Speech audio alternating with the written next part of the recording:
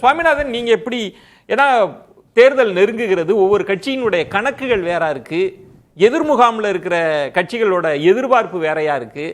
இன்னும் திமுக அணியில காங்கிரஸ் விஷயத்த உன்னிப்பா கவனிச்சிட்டு இருக்காங்க என்ன நடக்குது அப்படின்னு. இங்க அதிமுக அணியில பாஜக என்ன செய்ய போகுதுன்ற விஷயங்கள்லாம் இருக்கு. இதை தாண்டி ஆட்சியில் பங்குன்ற முழக்கம்லாம் இருக்கிறப்ப எப்படி புரிஞ்சுக்கிறீங்க? தேமுதிக, பாமக, இருபெரும் திராவிட கட்சிகள், அப்புறம் தாவேகா, எப்படி நீங்க புரிஞ்சுக்கிறீங்க? தேமுதிகவை பொறுத்த வரைக்கும் அவங்களுக்கு 2 வாய்ப்பு தான் இருக்கு. ஒன்று திமுக அல்லது அதிமுக. தாவேகா அவங்களோட வாய்ப்புல இருக்காது அப்படின்னு தான் நான் நினைக்கிறேன். ஏன்னா விஜய் அவர்களை பொறுத்த வரைக்கும் அவர் நான் தான் முதல்வர் வேட்பாளர்னு சொல்லி ரொம்ப தீவிரமா களப்பணி ஆற்றிட்டு இருக்காரு. ஆட்சியில் பங்கு, அதிகாரத்தில் பங்குன்னு சொன்னாலும் கூட அவருக்கு யாரும் அட்வைஸ் சொன்னா பிடிக்காது. ஆனா இன்னைக்கு விஜய பிரபாகரன் அவர்கள் விஜய்க்கே அட்வைஸ் சொல்றாரு மேடையில. அப்ப அதுல இருந்தே தெரிஞ்சுக்கலாம் காங்கிரஸ் நம்பாதீங்க அப்படின்லாம் சொல்றாரு. சோ அப்ப அவர் விஜய் நினைப்பார், டிவியை பார்த்தாலே அவர் நினைப்பாரு நமக்கே ஒரு விஜய் பிரபாகரன் அட்வைஸ் சொல்றாரு. ஆனா அரசியல் அவர் தான் சீனியர், விஜய் பிரபாகரன் தான் சீனியர், அதுல எந்த சந்தேகமும் கிடையாது. இன்னொன்று நீங்க சொல்ற மாதிரி சுவாமிநாதன், நீங்க சொல்ற முக்கியமான பாயிண்ட் அவர் சொல்றாரு. திரு ஸ்டாலின் அவர்களை தாண்டி நீங்க ஒரு பட்டியல் போடுறீங்க செல்வாக்கு மிக்க தலைவர்கள்னு, அதுல என் பேர் எங்க? ஏன்னா இவர்களை தாண்டி நான் தான் அதிக வாக்குகள் வாங்கியிருக்கேன் அப்படின்னு சொல்றப்ப மறைமுகமா விஜய தன்னோட ஜூனியரா பாக்குறாருன்னு சொல்ல வரீங்களா? கண்டிப்பா கண்டிப்பா கண்டிப்பா சார், கண்டிப்பா. அவருக்கு அதுக்கு முன்பே களத்துக்கு வந்துட்டாரு, போட்டியும் போட்டு விட்டார். விருதுநகர்ல தேசிய ஜனநாயக கூட்டணியிலே மிக முக்கியமான அங்கமாக இல்லாத போதே, அவங்க அதிமுக தேமுதிக மட்டுமே இருக்கிற பொழுதே ஒரு களத்துல கடுமையான போட்டியும் கொடுத்திருக்கிறார். அந்த அனுபவத்துலதான் அவரு சொல்றாரு. ஒன்று. இன்னொன்று, தேமுதிகவை பொறுத்தவரை அவர்களுடைய அதிகபட்ச இலக்காக இன்னைக்கு நேற்று இல்ல, விஜயகாந்த் அவர்கள் கட்சி தொடங்கிய நாள்ல இருந்து ஒரு ராஜ்யசபா எம்பி என்பது அவர்களுடைய பெரிய இலக்காகத்தான் இருக்கு. அது ஏதோ ஒரு வகையில அவர்கள் அன்றைய காலத்துல இருந்து எல் கே சுதீஷ் அவர்களுக்கு அந்த இடத்துக்கு கொண்டு வரணும் அப்படிங்கக்கூடிய முயற்சியில பல கட்டமா அவர்கள் ஈடுபட்டு தான் வந்தாங்க. அப்ப இன்னைக்கு அவர்களுக்கு ராஜ்யசபா எம்பி வேணும் அப்படிங்கிறதுக்கு திமுக அதிமுக 2 கட்சிகளால தான் தர முடியும். இந்த இடத்துல அதிமுக அன்புமணி அவர்களுக்கு கொடுத்ததுதான் தேமுதிக இந்த இடத்துல உடனடியா முடிவை அறிவிக்காததுக்கான காரணமா பாக்குறேன். சுவாமிநாதன், குறுக்கீடுக்கு மன்னிக்கவும், அது கிட்டத்தட்ட ஒரு மெசேஜ சொல்லுது. அதிமுக கொடுத்ததன் மூலமாக எங்களுக்கு பாமக தான் முக்கியன்ற மெசேஜ திரு இபிஎஸ் அவங்க சொல்லிட்டாங்க. அதுவும் அதுக்குள்ள இருக்குல்ல அந்த மெசேஜ் செய்தி. ஆமா, நிச்சயமா பாமக முக்கியம் அப்படிங்கிறது சேலம் மாவட்டத்துல எடப்பாடி பழனிசாமி அவர்களுடைய தொகுதியிலேயே பாமக வலுவாக இருக்கு. ஒன்று. இன்னொன்று, கடந்து முடிந்த தேர்தலுடைய முடிவுகள் சார். ரொம்ப முக்கியமா சேலம் மாவட்டத்துல மொத்தம் 11 தொகுதிகள், அங்க 10 தொகுதிகள்ல அதிமுக கூட்டணி ஜெயிக்கிறாங்க, பாமக அங்க பெரிய பக்கபலமாக இருந்தது. தருமபுரி மாவட்டத்துல சட்டமன்ற தேர்தல் முடிவுகள் அலசரிங்கன்னா 6 தொகுதியுமே ஜெயிக்கிறாங்க அதிமுக பாமக அலைன்ஸ். அப்ப அது நிரூபிக்கப்பட்ட ஓட்டு வங்கி. நீங்க தொடர்ந்துங்க தேமுதிகவை அவர்கள் சிறுமைப்படுத்துறங்கிற நோக்கம் இல்ல, பட் பாமகவை உடனடியா உள்ள கொண்டு வரணும். இதுல என்ன ஒரு சுவாரஸ்யமான விஷயம் தான் சார், அதிமுக ஒன்றிணையணும்னு பாஜக விரும்புது, எங்க கூட வரக்கூடிய பாமக ஒன்றிணைஞ்சிடணும்னு அதிமுக விரும்புது. அப்படியே ஒவ்வொரு கட்சிகளுக்குமே அப்படி ஒரு ஆசையும் கனவும் இன்னைக்கு இருக்கக்கூடிய சூழல் தான் உருவாயிருக்கு.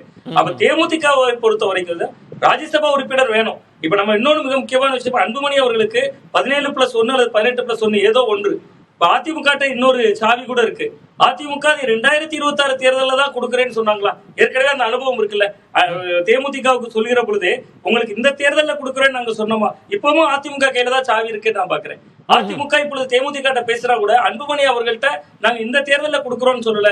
வெற்றி பெற்ற பின்பு சட்டமன்ற எப்படியே அதிமுக தோற்றாலும் ஜெயித்தாலும் 35-36 எம்எல்ஏக்களுக்கு மேலதான் எப்படினாலும் வரப்போறாங்க.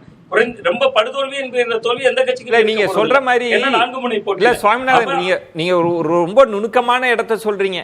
நீங்க சொல்றது திரு அன்புமணி அவர்களுக்கு ஆஃபர் பண்ணது இந்த தேர்தலா அப்படின்னு அவங்க சொல்லலாம், அடுத்தது கூட பாத்துக்கலான்னு. அவங்களுக்கு கடந்த கால அனுபவம் இருக்குல்ல, தேமுதிக அனுபவமே. வாய் வார்த்தைலாம் வேண்டாங்க, எனக்கு எழுதி கொடுக்கணும்னு கேட்க மாட்டாங்களா? ஏன்னா பின்னாடி இப்படி சொல்லுவாங்கன்னு அவங்களுக்கு தெரியாதா? தேமுதிக அனுபவம் இருக்கு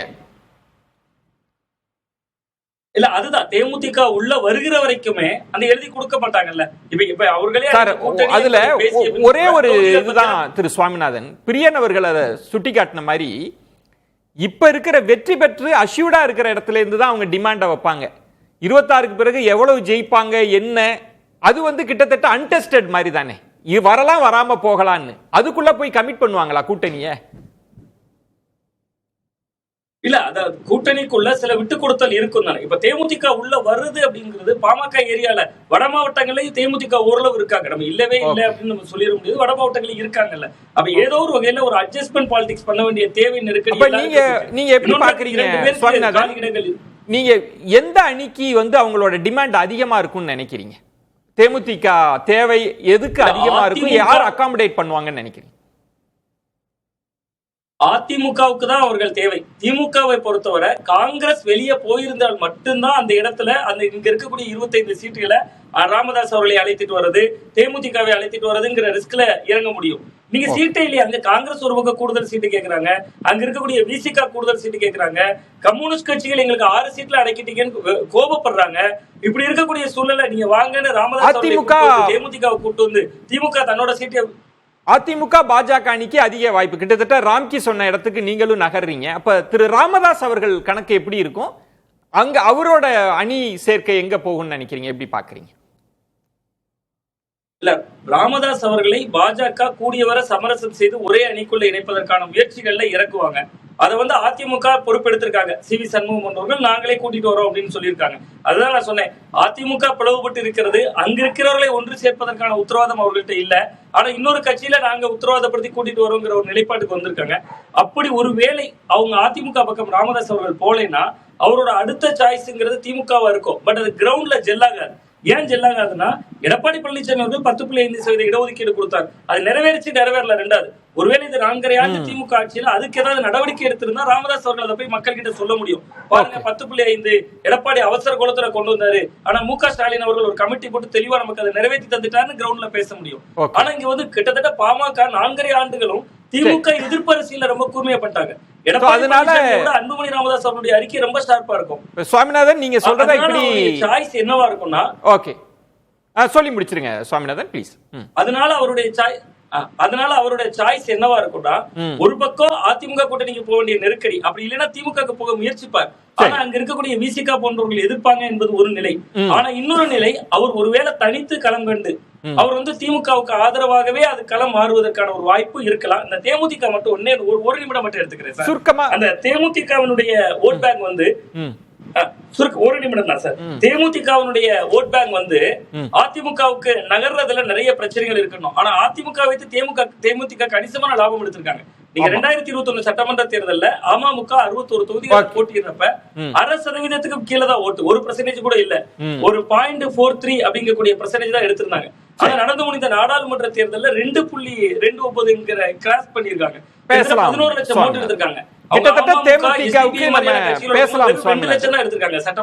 நம்ம பேசலாம். ஏன்னா 24 தன்மைன்றது திரு விஜயகாந்த் அவர்களினுடைய மறைவு, அதனால் மக்கள்கிட்ட ஏற்பட்ட அனுதாபம்ன்றது வேறொரு பார்வையை கொடுத்தது. நம்ம அதையும் கவனத்தில் எடுத்துட்டு தான் பேச வேண்டியிருக்கு.